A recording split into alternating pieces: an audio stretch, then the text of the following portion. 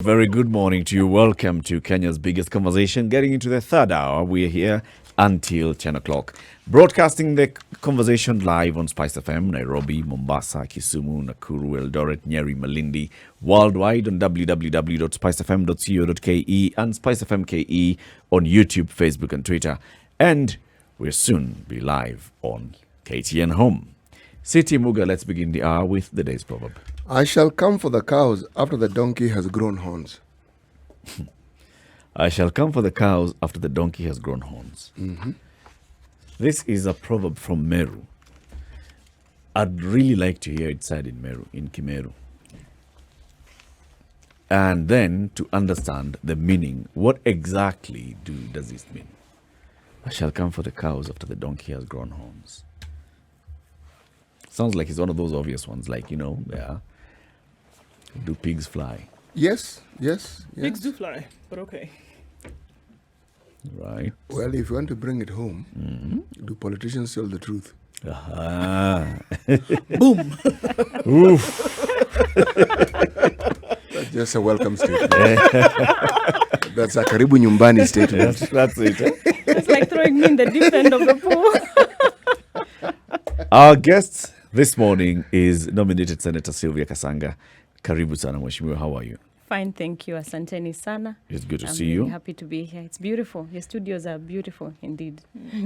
Do you swear that everything I shall say here today shall be the truth and nothing but the truth? So actually help you, God. I'll do my best. Sometimes I may plead not to speak too much. But I'll try as much as I can. Do we have? Does that thing apply in Kenya? That's what I was going to plead ask. the Do we have fifth the word. opportunity to Or maybe we should ask to plead the sixth. This one is plead Plead the BBI. sixth. Yeah. No, I think we can choose to balance, balance how we approach yeah. the debate, sometimes not speak too much towards things- something, but I'll try as much as possible. Some things we can let Yes, slide. Yes. It's good to have you in the studio. We've had you in the show a number of times discussing various things. Yes. Your push on children's rights and very many other things, and sexual and reproductive health issues and all. Mental health as well, that you've pushed as well. And finally, here you are. Yes. We are going to discuss other things as well. Yes. But let's start with, some people have seen Sylvia Kasanga, some people have heard of Sylvia Kasanga, but before you nominated into the Senate, I had not heard of you. Who is Sylvia? That's true. the name I'd heard of, but it's that doesn't really mean anything, really. You had heard Sylvia? No, I heard Kasanga. Oh, Kasanga. Yes. Okay. The musician. That one I'd heard. But all I'm saying is that name was not uncommon. Right. But I will leave it at that and let Mheshimiwa explain herself. Well, it's true. I was not in the public sector before 2017. I was actually in the private sector. I'm an architect. I've been for almost 20 years running our private practice, and also an arbitrator. I listen to construction cases. And the ADR, I've actually sponsored a bill on alternative dispute resolution, which is something I truly believe in, which Kenyans need to embrace fully and wholly. So that is why you never heard of me. Mm-hmm. But in the behind the scenes, of course, we work with a political party, because that's the only avenue you have to get into parliament. So there's that connection there. And most likely the Kasanga that you heard of was also a politician. He was a member of parliament for Kibwezi for the longest time when we were young. And he became a judge when he retired from politics with the High Court and the East African Court. That's why you know that particular justice, the late Justice Kasanga Mulwa. That is absolutely true.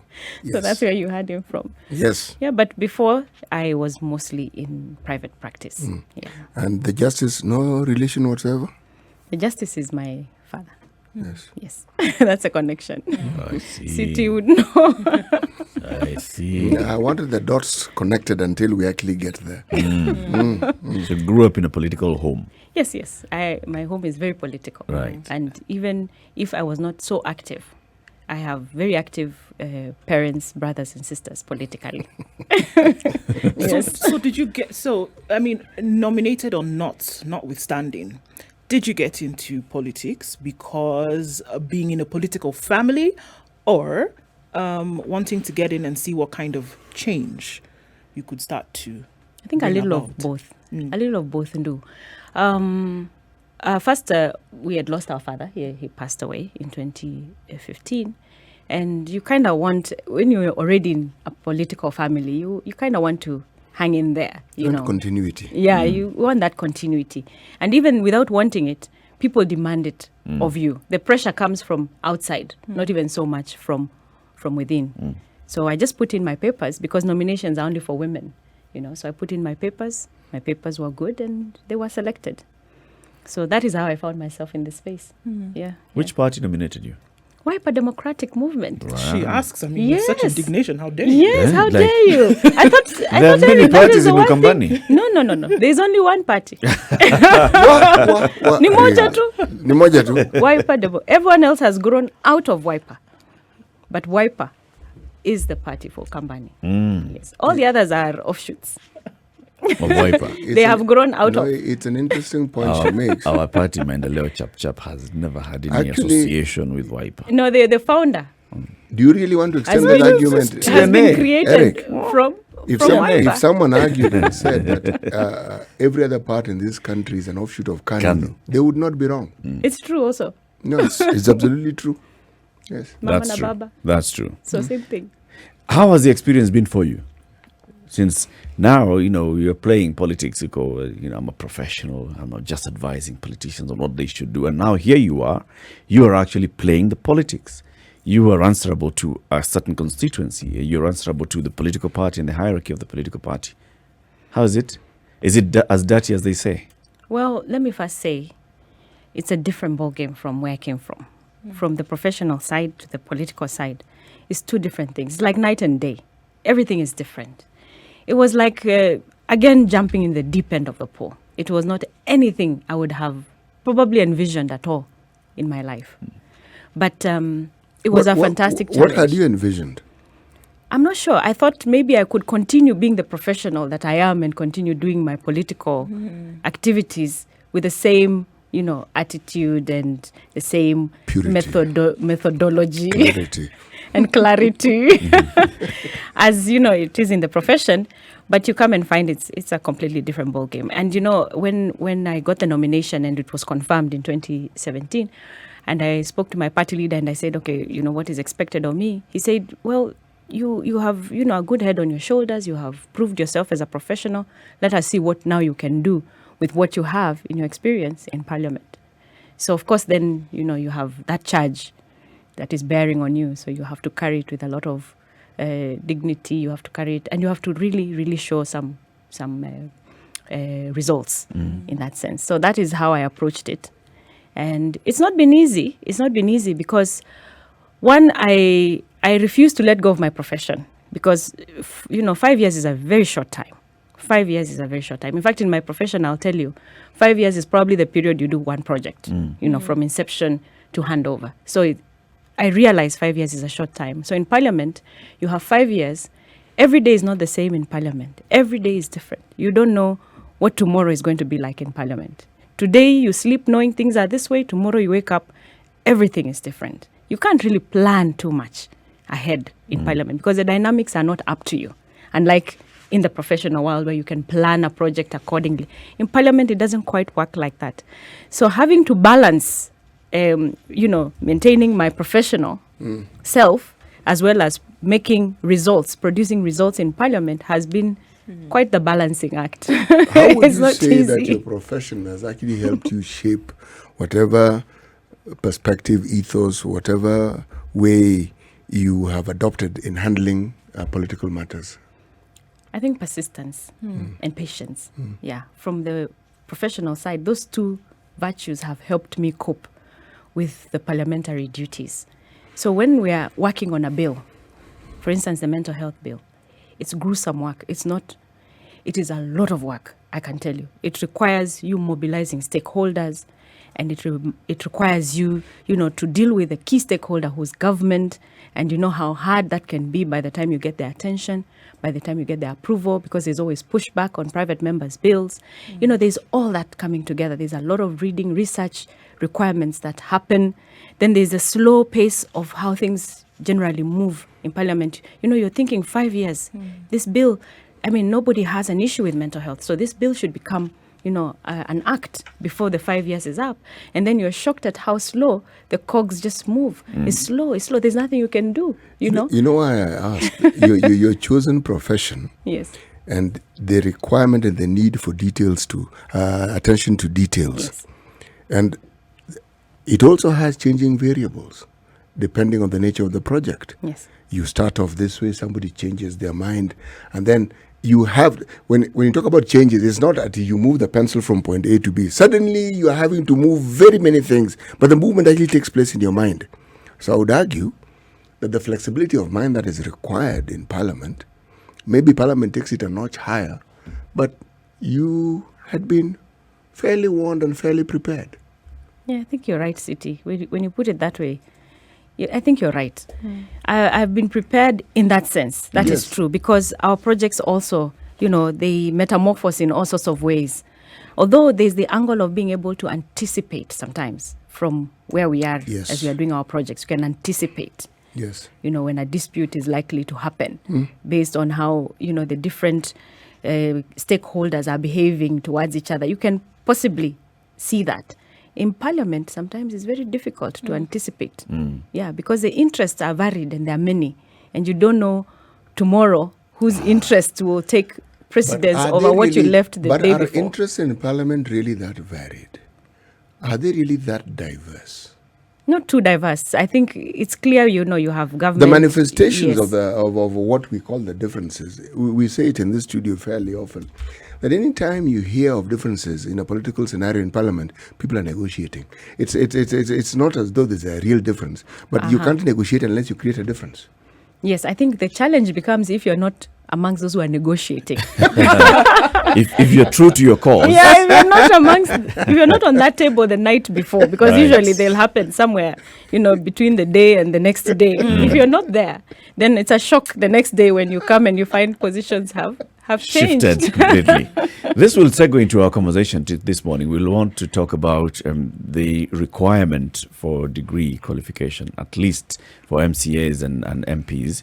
And then also later we'll talk about the politics in Ukambani and the country. But let's start with that. So you're an architect, you've practiced, then you get into Parliament. Would you say that it's your academic qualifications and experience have helped you in the work that you're doing in Parliament? And would you say that that's better than if you had gone into Parliament without a degree? Speaking from my point of view, I'll say yes. Yes, I think because of the short period of Parliament requires a lot of, I don't know how, I need to put this really, really carefully. The amount of paperwork, the amount of reading, the amount of oversight we are doing, the amount of committee work we are doing, I think requires that extra qualification. That's really a personal opinion. But I understand when, the argument comes that it is going to discriminate people. It's going to discriminate the electorate from getting the person they want to represent them. And then it begs the question, then what is really the role of our legislators? Maybe that is something the electorate, Kenyan citizens really need to understand. What is the role of our members of Parliament? What my experience, if you come to my office today, I have a section where I put all my parliamentary paperwork that comes out of the course of everyday duty, which is oversight mostly. Okay, so questions are raised on the floor of the House by members who are representing their people. The questions come to committee. So, for instance, I sit in the Roads Committee, and a question is brought about a certain infrastructure, either that has stalled or something like that. It comes to the Committee of Roads Transport, where I'm the vice chairperson. We interrogate the question. We send the clerk out to write to the government officials and other key stakeholders to answer that question.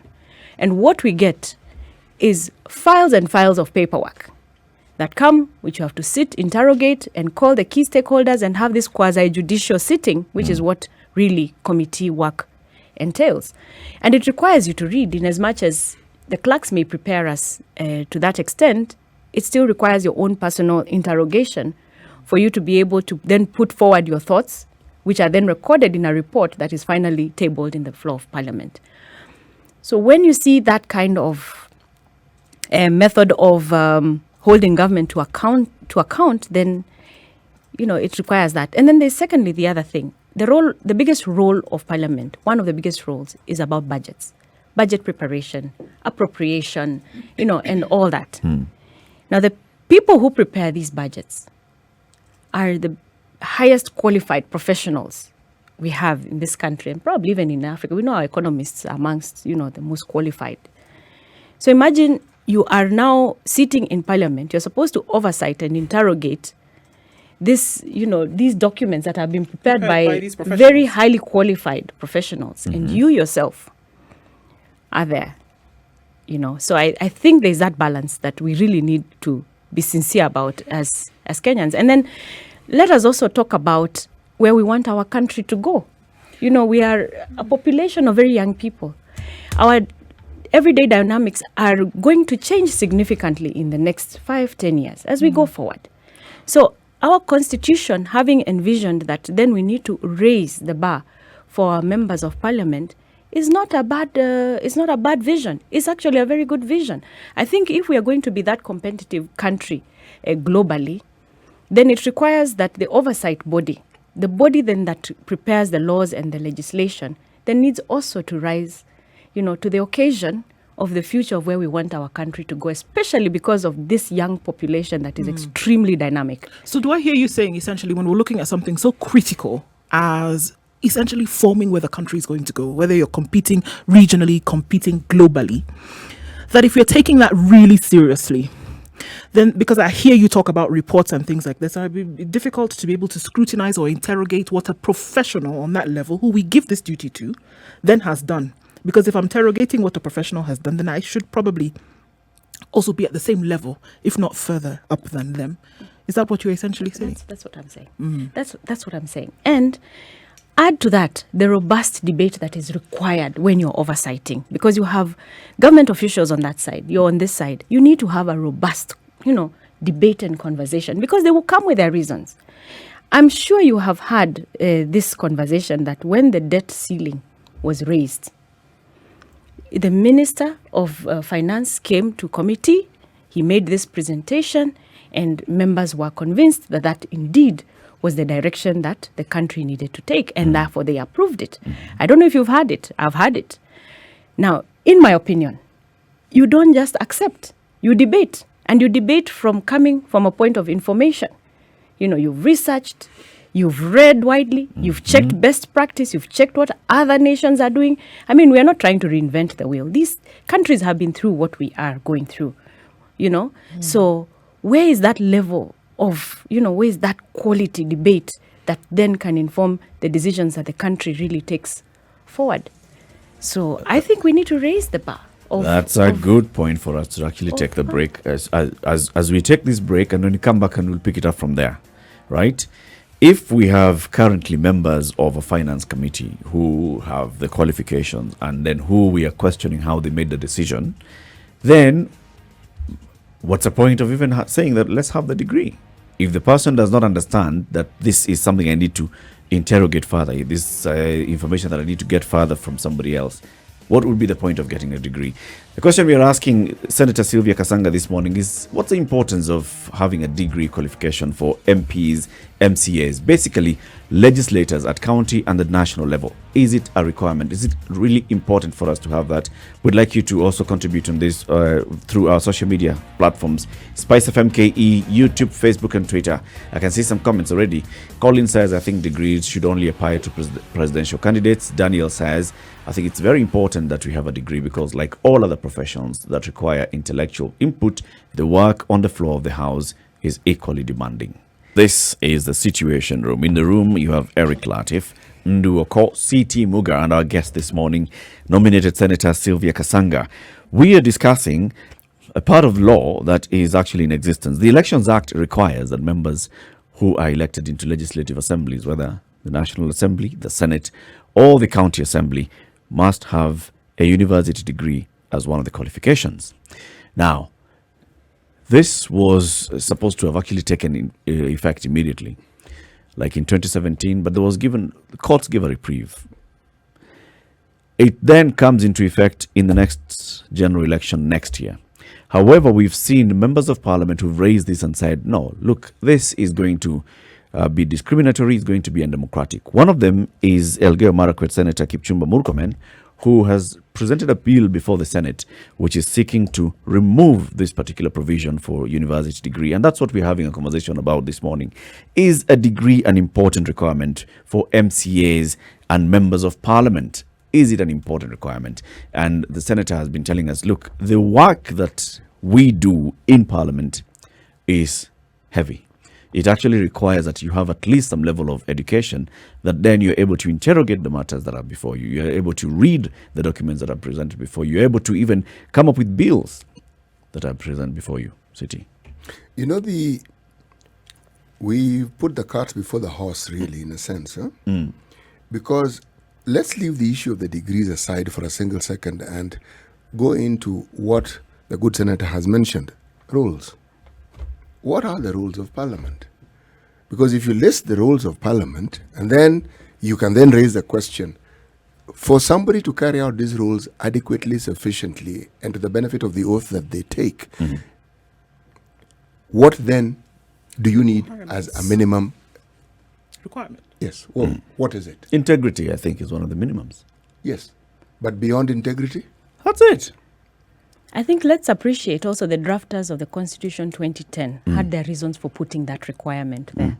And I believe it is the vision that they had for this nation, this great nation of ours going forward. And in fact, just looking at the roles of the county assembly members, there's one particular role there that says extend professional knowledge, experience, and specialized knowledge to any issue for the discussion of the county assembly. And you know, one of the conversations we've had in Senate, especially now that we have the county assemblies, the legislative county assembly forum coming up, one of the conversations that we're always having every year is the capacity building that is required to increase the capacity of the county assemblies. Because imagine if we have that capacitated county assembly that is oversighting their executives, then what do we see beginning to happen over a period of time, every progressive 5 years? You know, a deeper interrogation, more professionalism even happening at the county level, not even just at national, but at county level. And it generally brings up the entire country, you know, professionally and in every other way, especially when looking at accountability. The integrity issue that we speak of must be matched up also with the level of interrogation that we can do when we are oversighting. How well then do we oversight? You know? So I think the two, you can't really divorce them. So I am from that perspective. I agree, Mheshimiwa, that you cannot really divorce them. But I look at it from this point, that Parliament also has technical staff that are employed to look into these matters. So, for instance, you have people who understand lawmaking, you have people who understand finance. So the Parliamentary Budget Office, for example, is staffed with people who understand budget, who understand finance, who understand public finance management. They understand these things. The role of a member of parliament overall, oversight, legislation, representation. If somebody is coming and they understand that this is what I'm supposed to do, the technical team will be feeding them with information and they can ask questions. Are you telling me that it's only a degree that will allow somebody to ask a question, where is this money going? My people need roads. We need to appropriate funds to go and do the roads. Now, collectively, this is how much we have. How can we appropriate this so that everybody gets a piece of this and my people also have a promise of the road delivered? If we've already appropriated, how has that been spent? Do you require an accountant's degree to go through that, or finance degree to go through that, or do you just require to know that this is what my people asked me to do? Representation, oversight, and you come up with legislation. The technical side of parliament will do this, in my opinion. Yes, you can argue that way, Eric. You can argue that you have enough technical people in parliament, and they're there, and they're very highly qualified. But in the end, what goes on Hansard is your opinion and your decision. That is what goes into the report finally. Yes. And what the parliament staff will do is they will lay the facts. How you interrogate the facts is now completely dependent on your own capacity now to dissect and to analyze by yourself and make that decision. But let me just add a slight angle to this. Every bill that has passed through parliament, when there's a requirement to put in, people to operationalize the bill, for instance, there's always the requirement for a degree. In fact, for a long time, you'd find that chairs of boards and things like that operationalize certain bills would have a 10-year experience requirement that had to be dropped down, I think, to 5 years to allow for the younger population then to be able to uptake some of these positions. But the degree requirement remains very critical in every operationalization of a bill. Yeah, and I have So- arguments against that. There shouldn't be, because again, we are looking at building professionalism and building quality. Again, Professionalism does not equate to degree. it doesn't, but again, we have to encourage a population to be learned. What are we saying? Should we not encourage our young people then, to reach those highest levels, attain that degree that gives you then the power to read? I remember when you're being given degrees, you're being told you have been given the power to read. Essentially, your mind has been opened up to a point where you can then, spread yourself as much as possible. Yeah. Because the converse of that is that then you are only skilled in a single trade. You're skilled in a single trade, which is okay. And it doesn't mean that you cannot represent people in that single trade. But why not also celebrate, the fact that we've been encouraging our young people to study to the highest levels? We've been encouraging degrees. In fact, this country opened up so that as many people as possible can get the degrees using the parallel system. That's true. So how suddenly then do we decide then that degree is not a requirement? It's like a step back. And then the, to the that reality progression. of it, Mheshimiwa, is, for example, and this is also what's being said by Kaizen on Twitter, out of the students who sat KCSE this year for last year, how many qualified to go to university? How many got the university degree pass mark? Only about 16%, less than 20%. 80% of the students every year who sit their KCSE do not qualify to go to university. Even those that qualify to go to university, not all of them end up getting into university. Not all of them end up graduating from university. So you see, the university degree becomes a very elitist requirement. It's only a small percentage of the population, less than a fifth of the population, that then will meet this. Now, if you go to county level and you say MCAs will need to have a university degree, you're saying MCA from a certain ward is basically like 2 or 3 villages. Out of 2 or 3 villages, how many people are going to have the qualification of a degree to come and campaign for being MCA, for being MP, for being senator, for being governor, for being president? You have reduced the number of people that can qualify to vie for MCA and MP in certain villages simply because you've said university degree. In other words, you've locked out the choice of people. Eric, I don't think everyone can fit in parliament or in the county assembly. Not everyone. And it doesn't mean that if you don't have a degree, you also can't be a leader. There are many ways to lead people. There are many ways to represent people with their interests, not necessarily just getting into parliament. And I don't agree with you when you say that, a degree becomes elitist. We all know in Africa, education is the only key out of our poverty. We all know that. I mean, Nelson Mandela has said so many things about education. We strive as members of parliament, and the CDF, a good portion of the CDF goes towards education, because we believe that an educated population is the way out of poverty. So there's no way you can say degrees are elitists. So I the believe problem I'm having is Yeah. because you're equating education to university degree. And that's why I think we are losing each other. We encourage education, right? We are encouraging education. We have free and guaranteed education, basic education for all our children under the Constitution. They go up to Form 4. How many end up qualifying for the university? That's the reality that we are facing as a country. But those who qualify have to be celebrated because, in fact, some of them come from the poorest of households. And there's nothing wrong with that person being celebrated and being given that opportunity then to enter that space that is then, which is a limited space, by the way. It is not a space for many people. We're only talking about what, 1,000, about 7,000 or something at most when you put together the county assemblies and the members of parliament. Yep.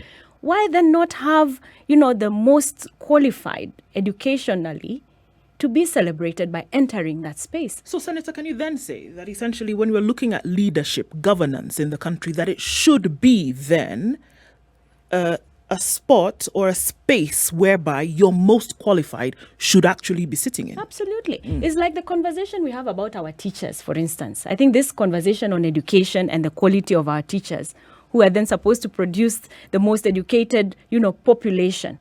In the same sense, your members of parliament, in my opinion, in my very humble opinion, have to be the best of the best. That way, then we can propel this country to the direction we want to go. That is simply it. And I don't believe that if we put that requirement, we are necessarily locking people out. Because again, as I said before, you can represent your people in many ways. We have all sorts of, groupings of people who come together and they're able to get a leader who then can transmit their issues to their members of parliament or their members of county assemblies. There are all these ways that people are able to organize themselves, even at grassroots level. That doesn't necessarily mean everybody must then have a space to get into parliament. I think that pyramid is not a bad idea, as long as we get the best people up there. I want to keep pushing back here on the issue of our reality. Our reality is we are going to a village and telling a village that has Sylvia Kasanga, an architect, that, you know what, stop this architecture story of yours. We want you to go to become an MCA because you're the only person who's qualified here. And you're the only person we can elect. Now, that is forcing you into a role that you probably do not want to do. One, being a member of the county assembly or a member of parliament. Secondly, though, is it doesn't necessarily mean that because a village has 17 people who have university degrees, the village trusts all 17, or the village believes that all 17 have the same capabilities to represent them and to argue their case. So you're basically saying that these are the only people you shall elect. Even if you know that this person, yes, with their university degree, they have a PhD, but they do not have integrity. But this is the only person you have, and this is the only person you shall keep sending back to that assembly. Integrity be damned. Degree takes center stage. No, I don't think that's what we are saying, Eric. That is the reality of it. I don't think so. I think what we are telling Kenyans is that if at all you aspire public service, go to school, work towards it. And I think that's why, in fact, in the first instance, the requirement was suspended in 2016 to give time to anyone who's aspiring to, 4 years, go back to school and study. And those who really wanted to did go back to school. You see, those who are committed did go back to school. And I think we want a country where we are not moving backwards. If this is what the Constitution had envisioned, this Constitution that we have fought for, as you can see now with the BBI, everyone is saying don't mutilate, don't do this, then the Constitution is clear. And there's a reason why that requirement was put there. I keep repeating, we need to move this country forward, not backwards. I shudder at the thought that now let's scrap that requirement altogether.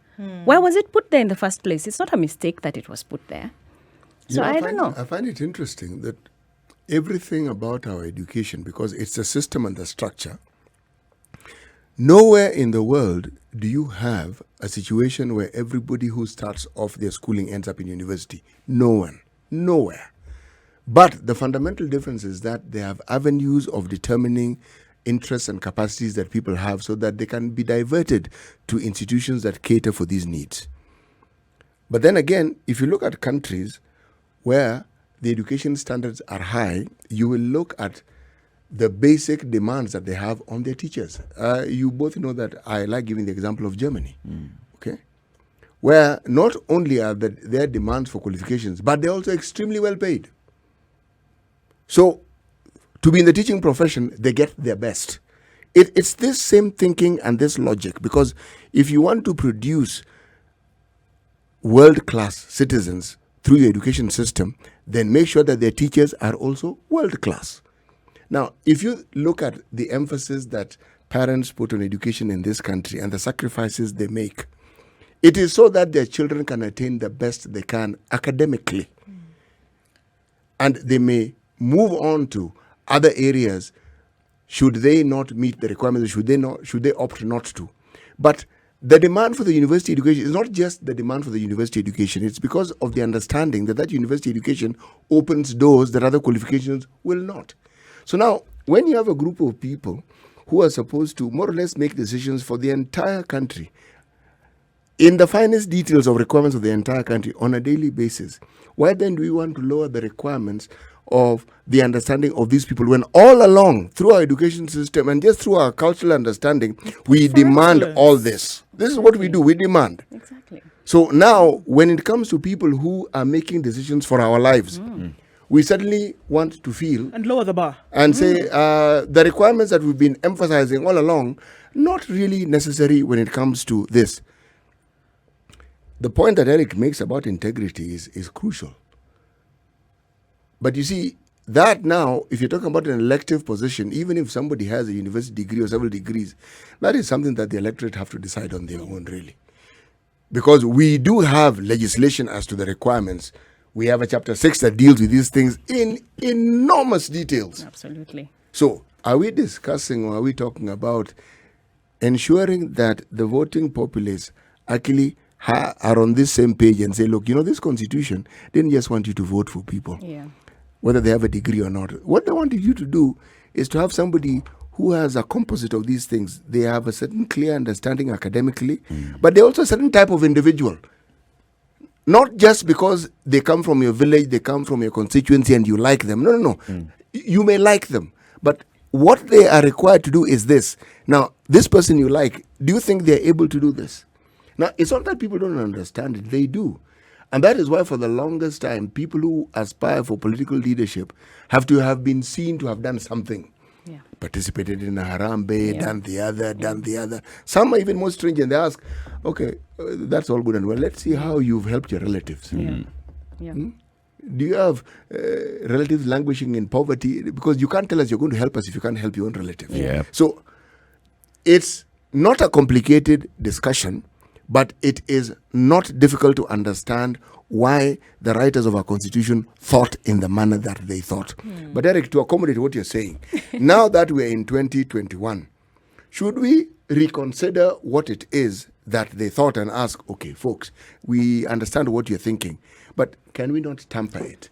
Because you cannot say that everyone who didn't get a degree is not necessarily qualified to have gotten the degree. Exactly. And you also can't say that it's only people who have gotten degrees who are the most intelligent and the most capable. That also is not true. Yeah. Also, I think where the drafters of the Constitution and everybody else who's championed the cause for higher education and higher ideals for our leaders are coming from is let's have a people who will be able to represent you as adequately as possible. Okay? Now, going further to prescribe and say university degree, that's where I fault them. We should have toppled this apple cart and said, or even inverted this pyramid, said, what do we need? What are we looking at? We are looking at people electing somebody that they believe can represent them, having understood the role, the job that they are sending them to do. So unless we go back and say, let's do civic education so that everybody is of the same mind of knowing we are electing a leader and this is what they're going to do. This is the work of a member of parliament on a daily basis. This is the work of an MCA in that assembly on a daily basis. Unless the people understand that, this whole issue of a degree is a completely different story.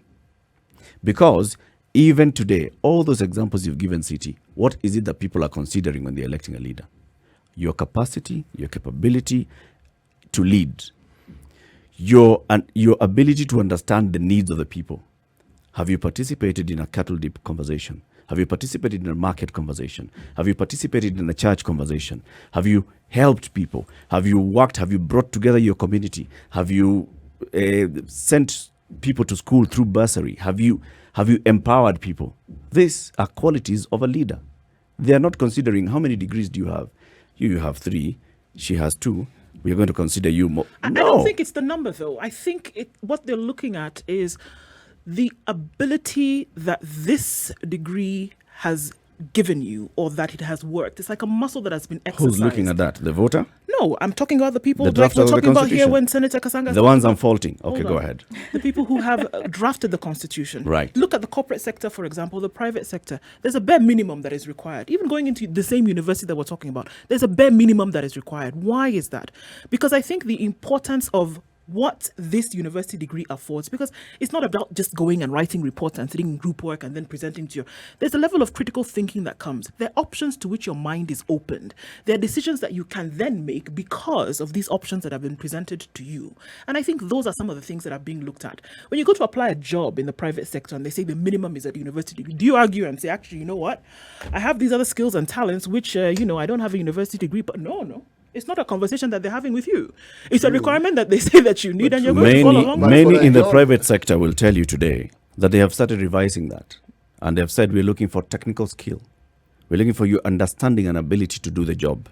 But there's some kind of That certification whole that push, you require in order to prove yes, that. there's a certification, not necessarily university degree. That whole push for university degree it picked speed in the private sector. It has reduced speed in the private sector because the private sector has realized what we need is the competency to do the job.